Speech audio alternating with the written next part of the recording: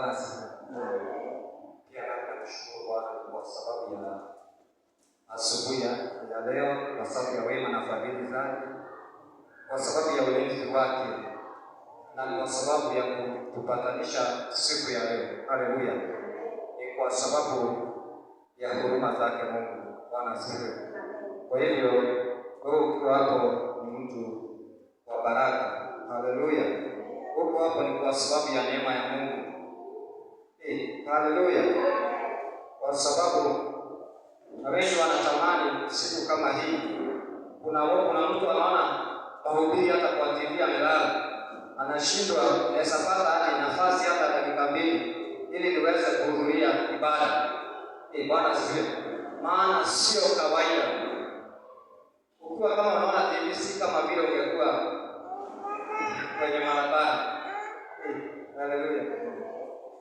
Kwa hivyo nashukuru kwa sababu ya hiyo, na pia nawashukuru.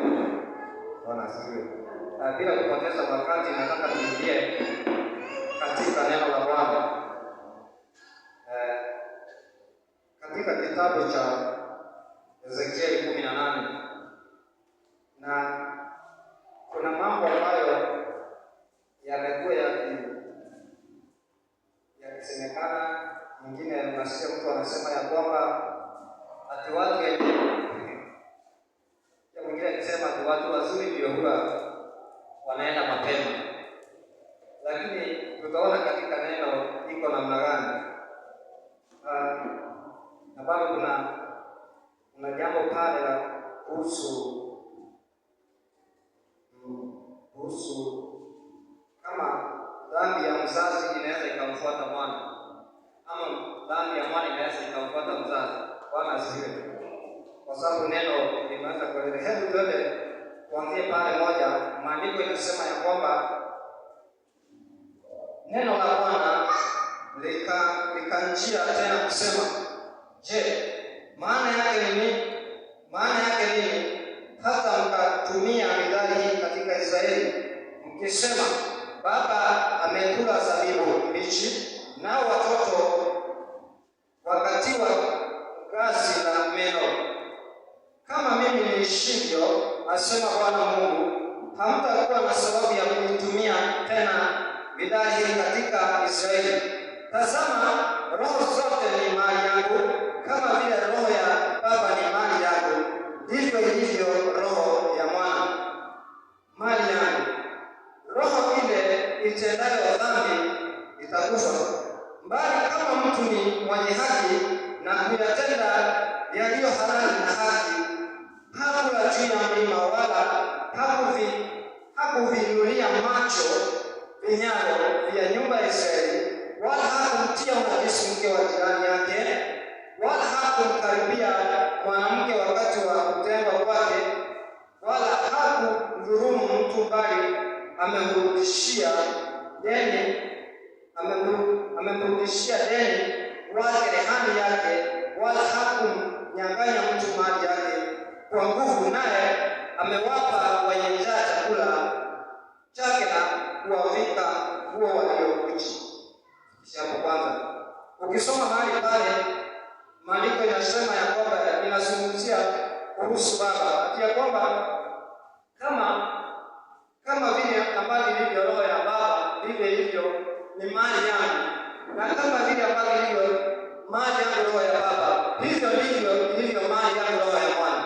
Lakini maandiko inasema mahali pale ya kwamba ikiwa baba amefanya kosa, haleluya, akiwa amefanya kosa na mwana akuja akafanya yaliyo mema, hakuna hukumu juu ya mwana. Maana according to Bible, kila mtu atahukumiwa kulingana na dhambi yake, kulingana na makosa yake. Ukisoma katika New Testament inasema ya kwamba na kila goti litapigwa mbele za Bwana. Haleluya. Kila ulimi utamkiri Bwana. Na ukisikiza mambo mengi unakuta kwamba mtu anasema ya kwamba watu wengi hujiweka katika hiyo nafasi ya kwamba kwa sababu nilipata mtu akisema ya kwamba baba yangu alikuwa na wake wengi, sasa mimi kama mimi kwa sababu alikuwa na wake wengi, na mimi nitakuwa na wake wengi. pasipo kujua ni nini ilifanya baba yake kufanya hilo jambo. Bwana asifiwe. Kwa sababu anajiwekea tu, kwa sababu kama mzazi kuna mahali unashikilia mtoto wako. Haleluya. Kuna nafasi unamshikilia mtoto wako mpaka anajijua. Anajua wokovu ni nini?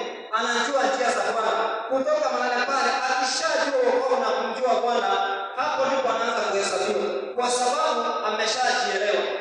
Bwana asifiwe. Ni kama umpeleke mtoto pale kotini, mtoto ajielewe kama sasa mtoto kama yule ama wako wadogo. Na sasa unampeleka mbele ya koti hadi akahukumiwe. Tuulizwa, mama kuna shida gani? Kuna shida gani wewe mtoto yale? Haleluya. Kwa sababu anajua kwamba huyo mtoto bado hajajifahamu. Lakini mtu ambaye amefikisha miaka 18 unahukumu juu yake. Haleluya. Huyo anahesabika kuwa ni mtu mzima. Na lazima maana katika ulimwengu wa sasa ikifikisha miaka 18 anapewa kitambulisho. Hiyo ni kumaanisha katika serikali huyo mtu ameshakuwa mtu mzima. Kwa hivyo anaweza fanya mambo ambayo yanafanywa na watu wengine. Lakini hapa jambo ambalo linalo ulisungumzia ni ya kwamba mzazi ama mtoto anawezaje beba dhambi ya baba yake ama kosa la baba yake. Lakini maandiko inasema ya kwamba akikuja na afanye vile ambavyo Mungu anataka, hana hukumu juu yake. Haleluya. Na kwa sababu baba atabeba msalaba wake. Kama ni yangu nasema vibaya. Haleluya. Kwa hivyo mara nyingi watu wanasema ya kwamba baba yako alikuwa akifanya hivi na hivi. Na ukisoma maandiko hata katika kitabu cha Wafalme unakuta ya kwamba mfalme fulani akafanya jambo ambalo haikumpendeza Bwana, akainamia miungu, lakini mtoto wake akakuja akafuata njia za Bwana. Haleluya. Hapo maandiko nasikia nasema ya kwamba akampendeza Bwana, naye Mungu akapendezwa naye. Kwa hivyo hukumu ambayo Mungu alihukumia baba yake hahukumii mwana. Bwana asifiwe. Sasa kuna jambo huwa linanishangaza, unasikia kwa mtu anasema watu wazuri ndio wanakufa mapema. Haleluya. Na Biblia inasema ya kwamba roho itakayotenda dhambi itakufa. Lakini sisi tunasikia mtu anasema ya kwamba ati watu wazuri wanakufa mapema hadi sasa. Haleluya. Hiyo ni ya Mungu, sio Biblia. Maana maandiko inasema ya kwamba roho itakayemkubali Bwana, itakayemtukuza Bwana, itaishi kwa sababu umefanya kulingana na vile ambavyo Bwana anataka ukafanye. Bwana asifiwe. Na ukiangalia pale kuna mambo ambayo maandiko imesema mara pale. Kama hakumnyang'anya mtu kitu, hakuonea mtu mwenzake. Bwana asifiwe. Hakufanya hayo maovu. Hakuna sababu ya hukumu huyo mtu.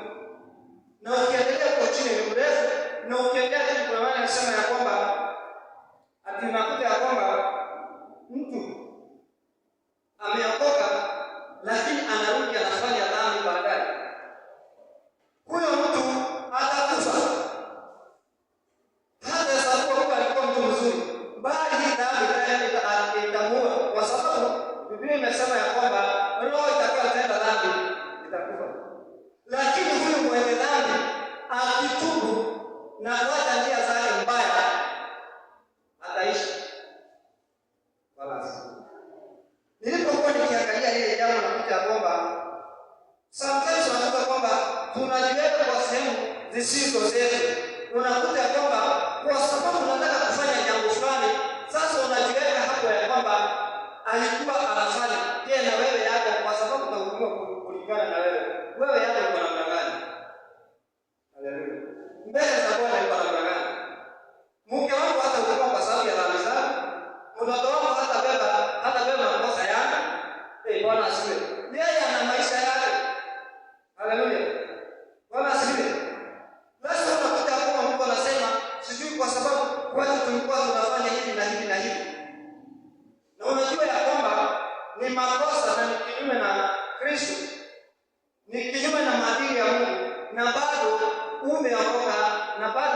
kusema mambo ya kweli. Unajua kwamba haya mambo sio mazuri. Haleluya. Niliangalia mchungaji mmoja rafiki yangu vile alivyokuwa akisimulia, akasema ya kwamba baba yake hakuwa mtu mzuri. Alikuwa akifanya mambo, haleluya, atanena kama pale kwa kona, anafanya mambo yake, hiyo kijiji yote tumbo inaanza kuwasumbua. Alikuwa mganga, lakini yeye hakuchagua hiyo njia. Wakajaribu kila njia, mpaka ndugu yake mwingine anamwendea, anamwambia kwamba usipofanya vile ambavyo, usipochukua sehemu ya baba yetu utakufa. Alikufa kumwacha. Haleluya. Ni sababu yeye akaenda kumzika. Kwa sababu maandiko ni wazi, roho itakayotenda dhambi itakufa. Kwa hivyo una maamuzi kama mtu binafsi useme ya kwamba hili sitalifanya. Haleluya. Una maamuzi yako ya kipekee useme ya kwamba njia hisi ya Mungu, mwelekeo ambao ninauona sio wa Mungu, haiandamani na neno la Mungu. Kwa hivyo sitafanya hata kama pengine. Haleluya. Unajua kuna siku moja watu waliniambia kwamba unajua mkienda tao mnajifanyia mnaacha maadili ya mambo kama tuja ya Wakikuyu. Haleluya. Lakini mimi kufuata nikakuta ingine, hata kama bwana kupenda hapo na maji tutapoteana kidogo, kwa sababu njia yako ambayo nataka niende sio mimi ambayo ninajua. Haleluya. Bwana siku sina mpana wala sitafanya, lakini kuna maamuzi ambayo mimi nitafanya mwenyewe. Nasema kwamba hii hapa au utasema unajua si vizuri wewe kuangalia uzazi. Haleluya. Unatumia hekima na unaendelea na shughuli zako, kwa sababu unajua hata kama umeokoka ujaribu kuongelea uzazi mbaya hapo kuna shida. Haleluya. Maana nimesema tuwaheshimu, lakini ikifika ni mambo ya kiroho pia mtu ana maamuzi yake. Kwa sababu nilipokuwa nikiangalia kwamba kama unasema ya kwamba mambo ya kwetu yananifuata, kila kitu ambacho nilikuwa ninakifanya kingekuwa kinaandamana na kwetu, kingekuwa kinaandamana na baba yangu na nyumba yetu ile ambayo wanasikia. Lakini nikiangalia nakuta kuna mambo mengi ambayo tunaandamana. Ndio ni wazazi wangu na ninawaheshimu na wapenda, lakini niko na maamuzi yangu ya kufuata Kristo. Haleluya. Kwa hivyo watu kusema ya kwamba mimi nitakuwa kama, lakini kama ni mzuri wewe kama inaandamana na Kristo. Lakini ukiangalia kama mtu ambaye yuko hii njia si ya Mungu, na pia hata kama ni rafiki yako utahukumiwa, hata hesabiwa yako utabeba msalaba wako kama mtu mwenye leo. Bwana asifiwe. Kwa sababu neno ni wazi ya kwamba roho itakayotenda dhambi itakufa. Haleluya. Kwa sababu ya muda hata tuende katika 13 mstari wa 13. Naye amekopesha watu ili apate faida na kupokea zaidi. Je, ataishi baada ya hayo? La, hataishi. Amefanya machukizo haya yote, hakika atakufa, damu yake itakuwa juu yake.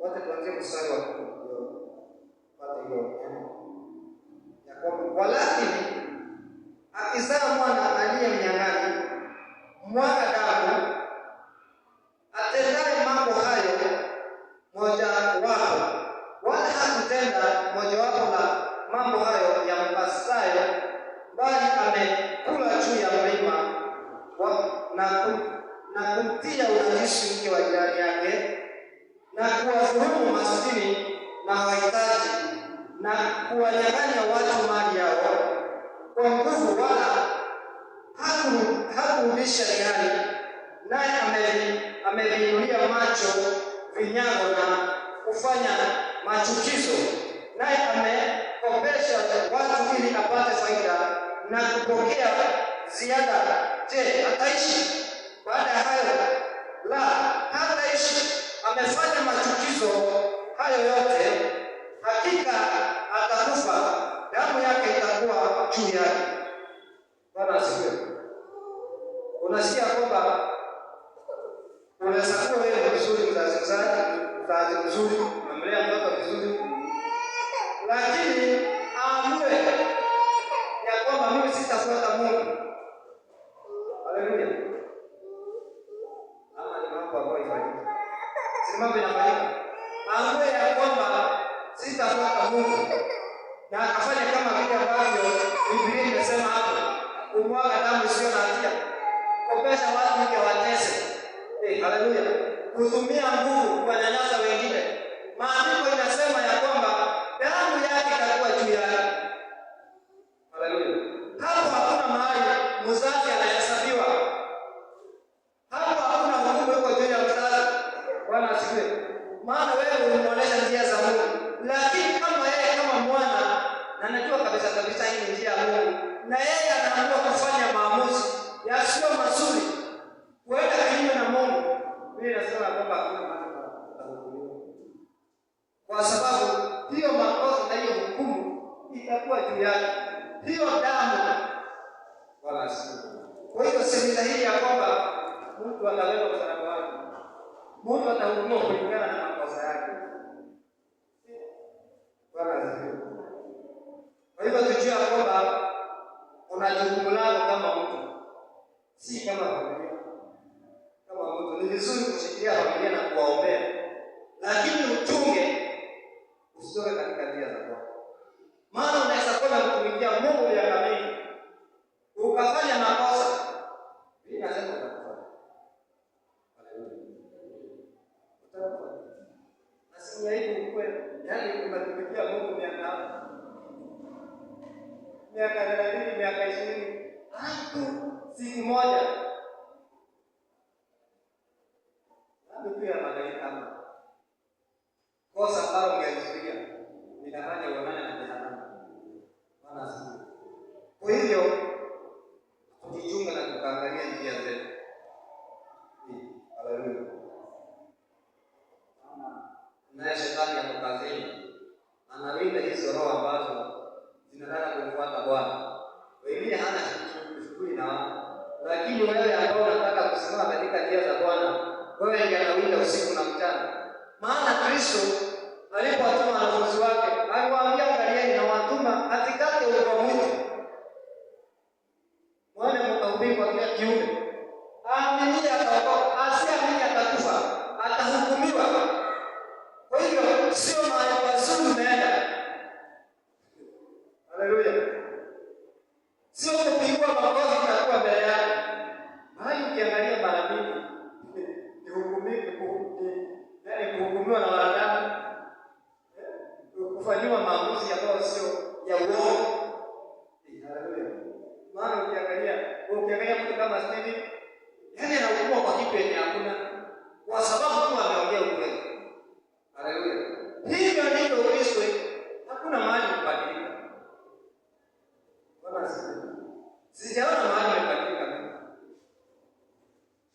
Na hilo neno alitumia kwa katikati ya ulimwengu kuambia kwamba ukienda huko umejitayarisha, ulikuwa umejifunga siasa za vita, kisha wakati tena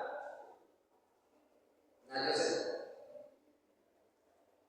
Hiyo usipokuwa umejiandaa utajikuta. Haleluya. Unakuta pengine kule nyumbani walikuwa wanainua kinyama. Unajua mmoja alisema kwamba kuliko mtu atoke hapa hadi akafanya kazi kupata faida, yeye anaruka kwa nyumba, akitoka hapa anaruka baharini. Hiyo ni scholarship, yaani hiyo ndio shughuli yake. Haleluya. So usipojiangalia na ukazi hapa Bwana utajikuta, kwa sababu ukijihami nadhani akikuja kufungulia na kwamba hapo sina nafasi. Maana wakati umejifunga umekaa kama mtu amekuwa, yaani uko na ulinzi. Akikuja baadaye na kuta hapo kuna mtu akitafuta baadaye na kuta kuna mtu. Haleluya! Kwa sababu tuko katika mwili huu na kuna mambo mengi. Kuna roho zinawinda wanadamu. So, kama umejihamu na kama umejisikia ana walipolala mharibifu alikuja usiku akapanda magugu. Haleluya! Kiamuka ukashindwa magugu ilitoka wapi? Au ulikuwa umetengeneza shamba yako. So kama umejisikia, haleluya, ndio mharibifu akikuja asipate nafasi ya kuweka magugu. Anapanda kwa sababu anakuta mlango kwa wazi. Sasa nikiingia kwa shamba kuna kufanya mambo yangu. Hiyo shamba sio roho yako. Haleluya. Mungu ya hana nguvu. Ni roho yako. Akipata tu nafasi. Ndio utakuwa katika kutoka katika mstari wa 20. Maisha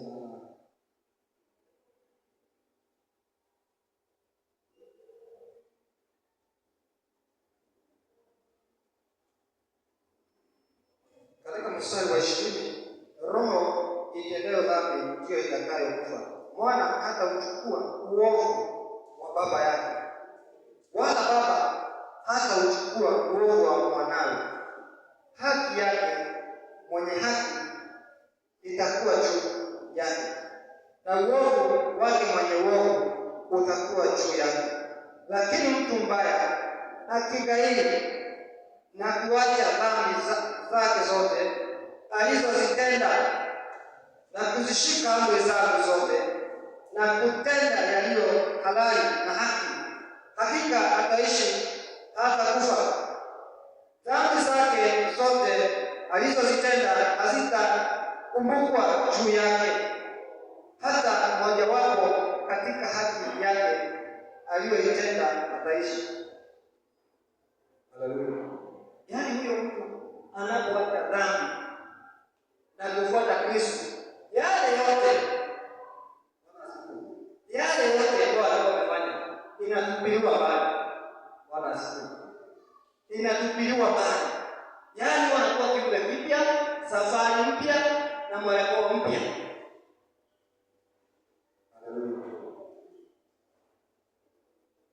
Basi unakuta kwamba na hiyo ndio kitu shetani huwa anatuandama nayo sana. Kukukumbusha siku ile uko mbele. Haleluya! Anaanza kukukumbusha hiyo. Nataka ujue kwamba hiyo iliondolewa wakati ulipomkubali Kristo. Utamtii kama Bwana na Mwokozi wa maisha yako.